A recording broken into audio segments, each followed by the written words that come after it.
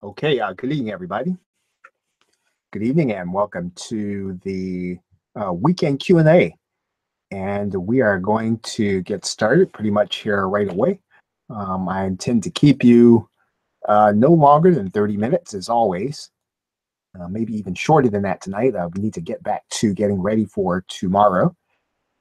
And so what we want to do is I want to finish up the online brand builder course. I'm actually going to do tonight, session 10, going to be the one that really would be, um, I guess, the last one. I haven't done session 9. I'm probably going to do that as a private session, and then you'll be able to get all 10 sessions in a future upcoming in an upcoming launch.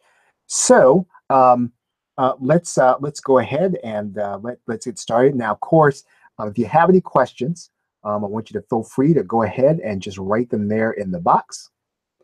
And if not, then we'll go ahead and get started. So if there are any questions, you can just write them right there in the live chat box, and we will get started. Okay, any questions?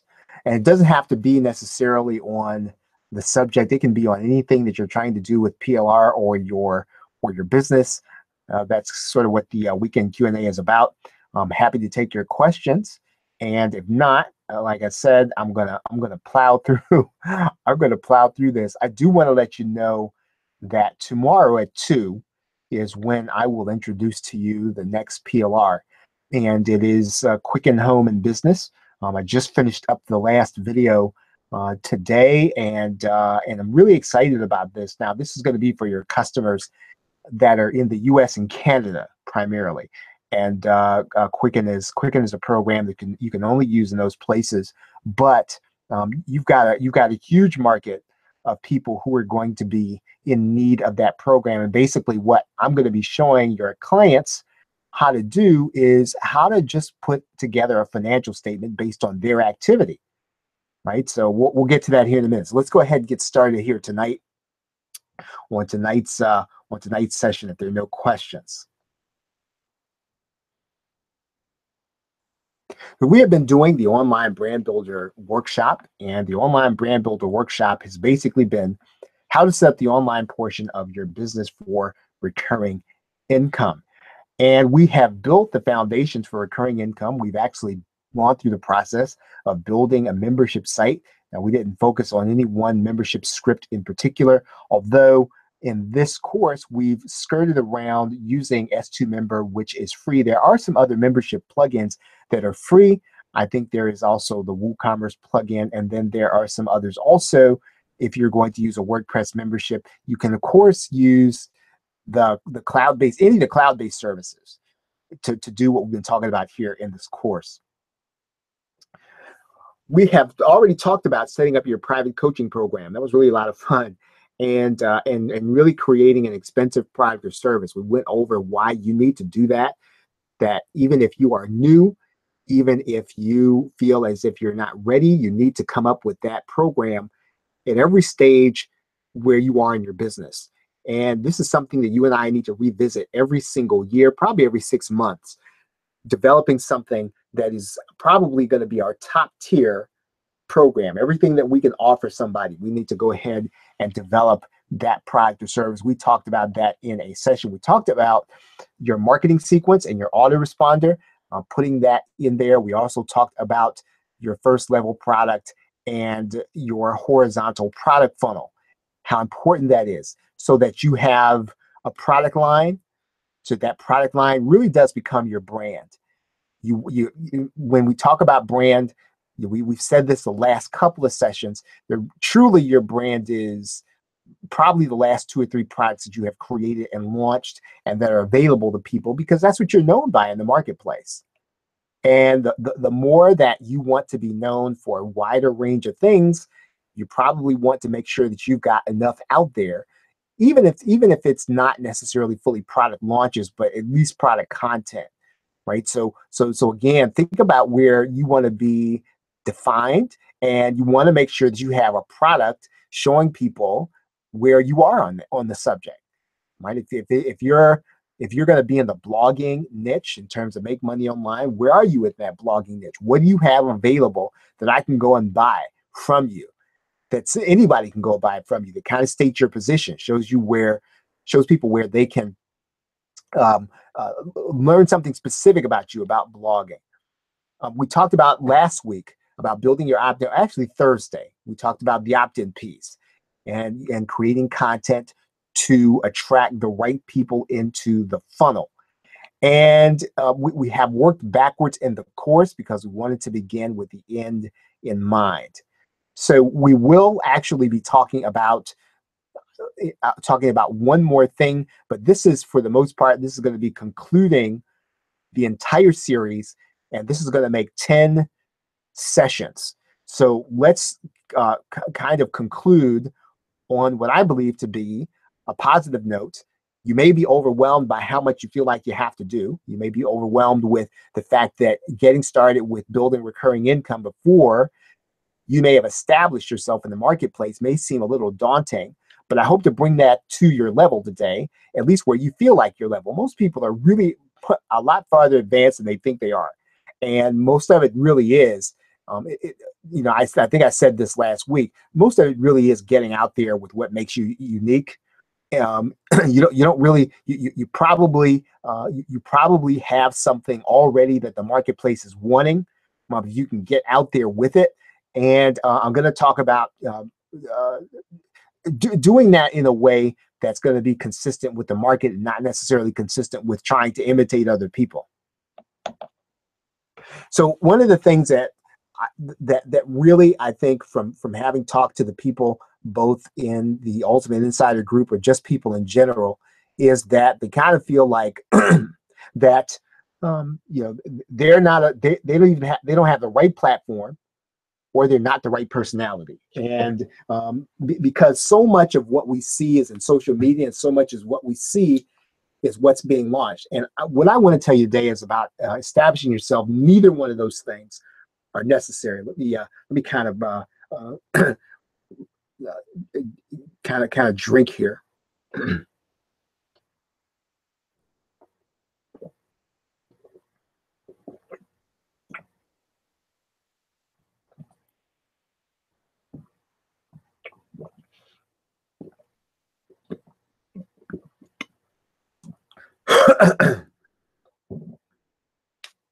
Okay, hopefully I can do a little better now. All right, now, what's most important when you're setting up this membership, when you are trying to build the kind of funnel that's going to lead to your being able to have recurring income, is really the problem you're solving. Right? Most people really don't necessarily fully care about the platform or about how cool you are if you were solving a problem that people really want to have solved uniquely. And you can solve it in a way that only you can solve it. And I have to really emphasize that, because it's not necessarily even important that you solve world peace. Sometimes it is something that you can solve that's very simple, but you solve it in a way that some people really get what you're doing, right? So you've got to start with the problem that you can uniquely solve. And if you don't really have the ability at the point to solve really complex problems, start with the ones you do know how to solve, right? Uniquely. Focus on something, though, that other people are not focusing on. So in other words, if everybody is focusing on how to build e-commerce sites, maybe you want to focus on a different aspect of the e-commerce process, or a different aspect of building an e-commerce site. Focus on something that, again, you uniquely know and that you uniquely can solve. The other thing is that don't think you have to do what other people do. And I see this really all the time, and I've experienced it myself, and I have felt like that you sort of feel like, at the very minimum, you have to offer what other people are offering in their products, and then you have to add your unique position. And that's really not necessarily true. The most important thing is that, are you solving the particular problem that people have? That's the issue. And whether or not you have what other people have, not important. Not as important as making sure that you are dead on in solving the problem. right? So don't look at other people. Again, I'm all for getting market research and getting other people's products, taking a look at them, making sure that your USP is, let's say, everything that theirs is plus some. I think that can lead you into a trap that you can start. I think you can obsess over what other people are doing in the marketplace rather than really doing the kind of research, really understanding what people really need, really understanding the problem, and really becoming not just an expert, but somebody who can really do something that other people can't do. That's really the focus. So the focus is not theirs plus me plus what I have. Does everybody understand that? So I don't want you to feel like, well, I've got to have what everybody else has, and then I got to add one more thing on top of it.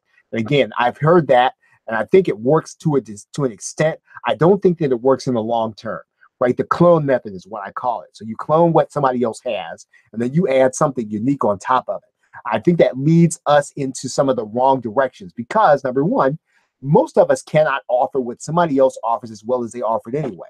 Right. So it's not your job necessarily to copy what somebody else does and then add on some more stuff to it. And again, I mean, I think that if you're getting started, that's fine. But really and truly, in the long run, right? And maybe to get started, that'll actually work. It'll help you to get your feet wet. But really and truly, do you understand what the problem is that's being solved and how you need to solve it and where you're going to come into the marketplace? What's also more important than whatever your platform is, right? Whether it's WordPress or whether it's, whether you're this big personality, is the people you're serving. Now, again, I'm not trying to be airy-fairy about this or kind of, touchy-feely about this. That's not what I mean by the people you're serving. When I'm talking about, do you know exactly at the point at which you're making a sale, do you know exactly what they're dead afraid of?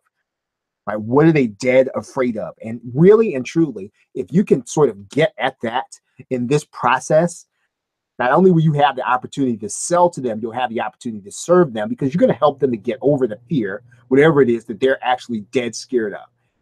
And sometimes in the case, and especially in the case of a membership, you have to keep probing until you understand what that is. You have to keep asking questions. You have to keep testing until you find out what the people that are with you, that are buying from you, what do they actually fear. You and I have to know that question. The more we can know it, the better. Not only can we serve them by making sure our product meets that stuff, right? That's the point at which we meet. If you want to tie somebody to you, you meet them at the point at which you know what it is they fear. You also know and listen to what do they really want, right? What do they really want? And this is really in any niche. Now, you have to be able to think of this outside of the internet marketing or the make money online niche. I think it works better outside the niche. It works in the niche, right? But we all sort of want the same things in the internet marketing niche, to varying shades of gray, as so to speak.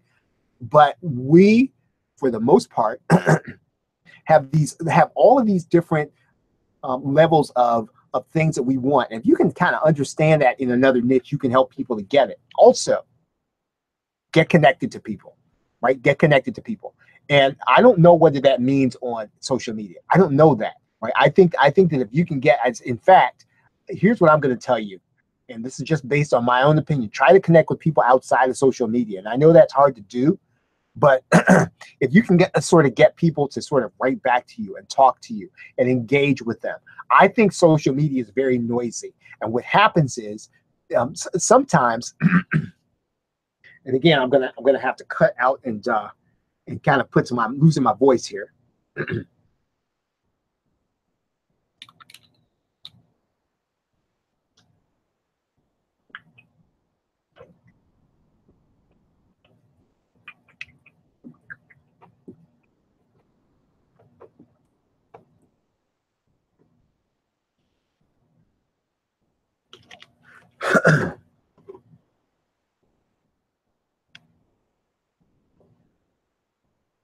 Okay, sorry, sorry about that.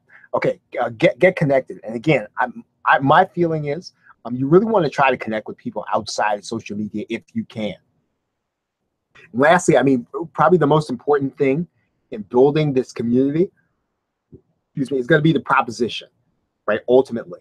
And again, I mean, this is slightly different than what I'm talking about here. So when I say um, the problem that you're solving and adding on something that other people don't have and being unique in the marketplace, there needs to be an advantage to having your solution, right? This is kind of it's an advanced concept. Because it's good to have a USP, right? But that USP is only a USP if it matters to the people that are buying from you, right? It only matters is that. So there has to be an advantage to the people that are buying it to your solution. There also has to be a uniqueness in how you deliver it. So in other words, you're delivering the same solution, but how you deliver it is unique. And then also, it has to be hard to copy.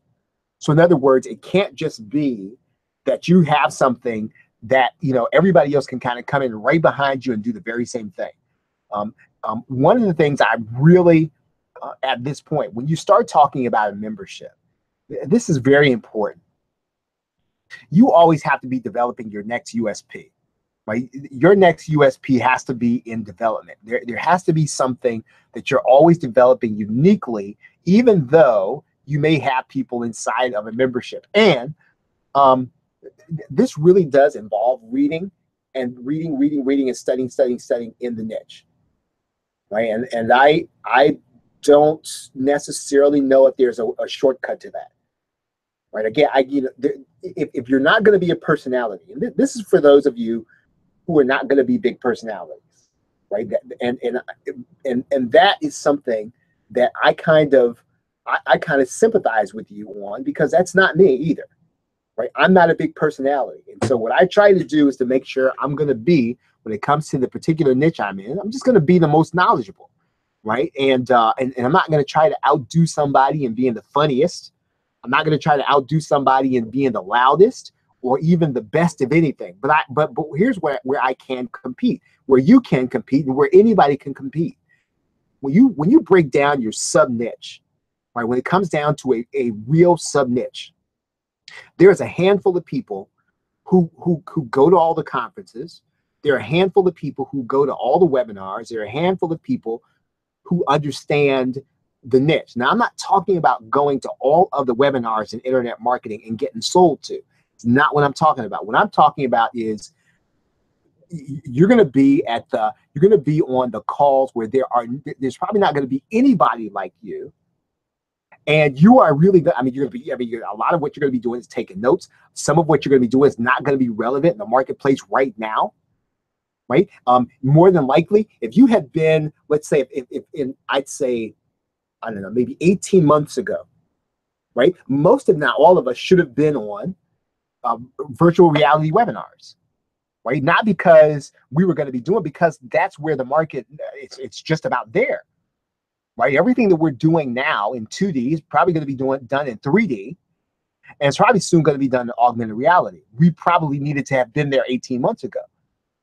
And so again, but that really does involve being immersed in what you're doing and doing all of the reading.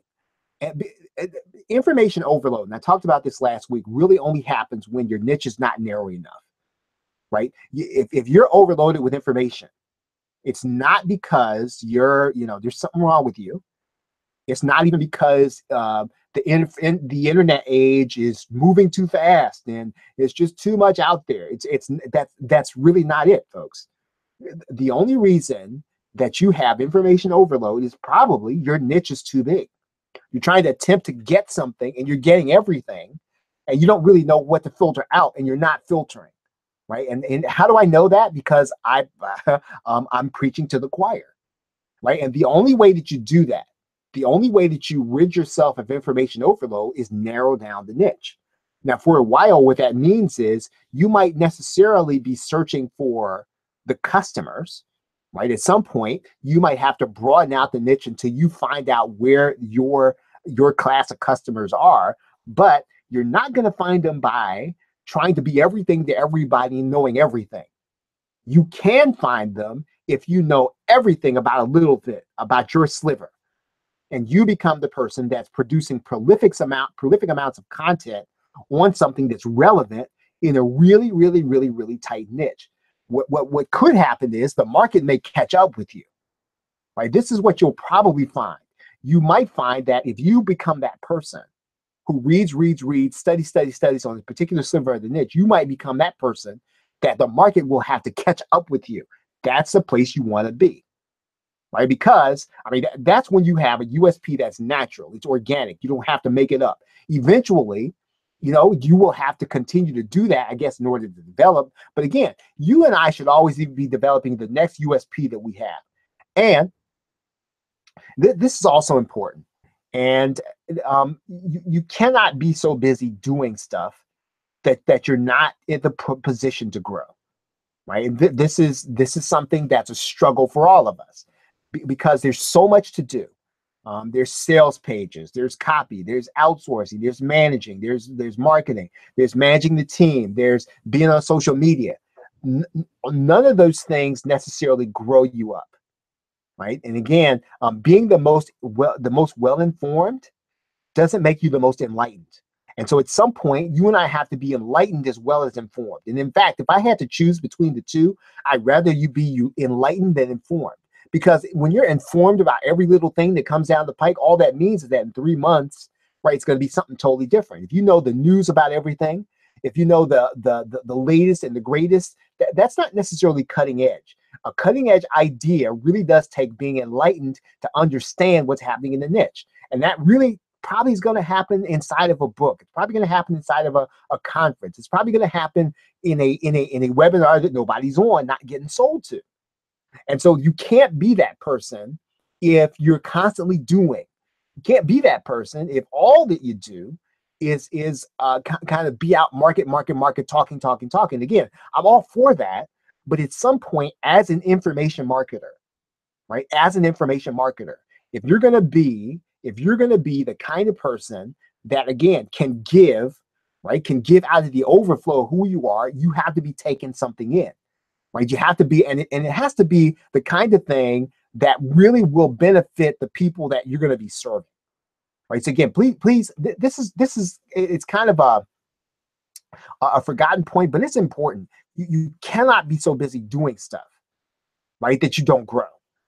Right. And so you have to build growing into your system, into your schedule. You have to build growth into your schedule. This really does mean, if it's something even as minor as when you get to the gym, right, taking an audiobook instead of, the latest and the greatest in the news and watching the televisions or listening to the news, take an audiobook or schedule in something where you're going to be attending something, right, in your local area or a conference that nobody else is going to.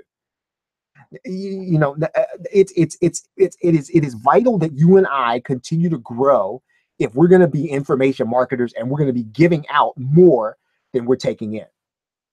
Okay, so that's really the conclusion of this series. The order of things, if you're going to continue to develop these USP, is learn, do, and teach. Right. So again, teaching is kind of probably the last thing that you're doing. You should be at the end of the cycle. If you're at the point where you're teaching, everybody, what you should be doing in the background, right, is learning and doing something that you're going to teach next. So before you can actually do something, that means that you're going to be learning the next thing, right? And then you're doing something. And then once you figure it out, you're teaching. But teaching probably comes after you've learned and done something. And again, those things have to be in development. Again, the doing can't come unless you're learning something new. So again, it all happens at this level. And believe it or not, as an information marketer, this is where you're going to be able to build the kind of memberships that you're going to be able to sustain people in them, where they're going to be tied to not your platform or your personality, but they're going to be tied to you. Right? You don't want to be tied. You don't want it to be tied to the fact that you have this really super expensive platform, right? That can be cool. Nor you don't want to be, the Mr. or Miss personality, right? That you don't want your membership to be about that, having star power. A membership is powerful when you don't have star power, you don't have the big glitzy, dramatic platform, but you just have what people want and what they need.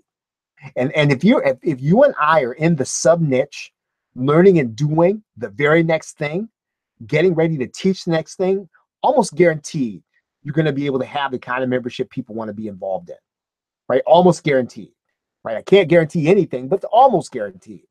So really, those are the things that really I would conclude this series on. We've covered just about everything on the technical as well as the strategic end in terms of having your membership and using it to develop your brand. Are there any questions? Any questions? Any questions?